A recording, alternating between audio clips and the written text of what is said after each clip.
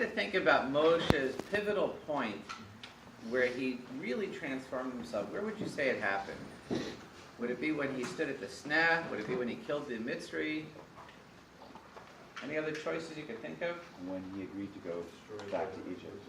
Almost there. Okay. Almost there. Robbie's there. He's thinking. And this is going to resonate in a second. So I actually think that when you think about the details in the Torah, they really matter. And they say that Moshe was 80 years old when he went to Pharoah.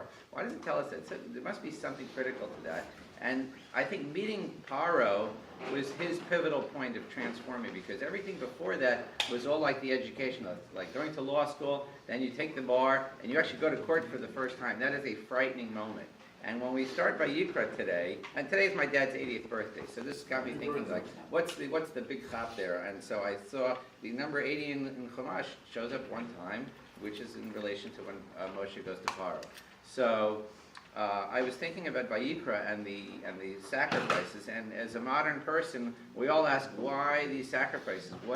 How is that relevant to today's time, that who can even understand what a sacrifice is about? So I did a little bit of research, and I think I came up with something that can have an impact on how we view sacrifices. So it says that whatever the korban that you brought, whether it was flour or an animal, it got burned, and the smoke would arise, and it would go up, and Hashem would smell it, and the smell would be pleasing to him. That's how we read it. And so what does that mean? So number one is the smoke rising is bridging this world to that world upstairs. So that's connecting the two worlds, number one. And the smell that happens is not about what God smells. What he smells is opportunity for transformation. When we go and we bring that korban, and I thought about it this morning, the laws of Shabbat are one sentence. The seventh day you should rest, and don't do work, and there's no details whatsoever. But when it comes to the sacrifices, there's tons and tons of details in terms of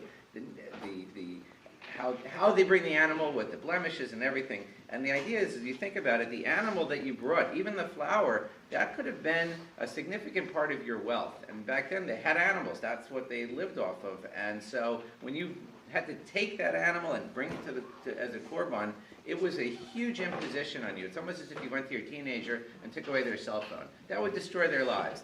So it's the giving of the animal was a moment where you had to say, I have an opportunity to transform myself, because it really impacted you. And so when God smelled that smoke, he smelled the opportunity for transition.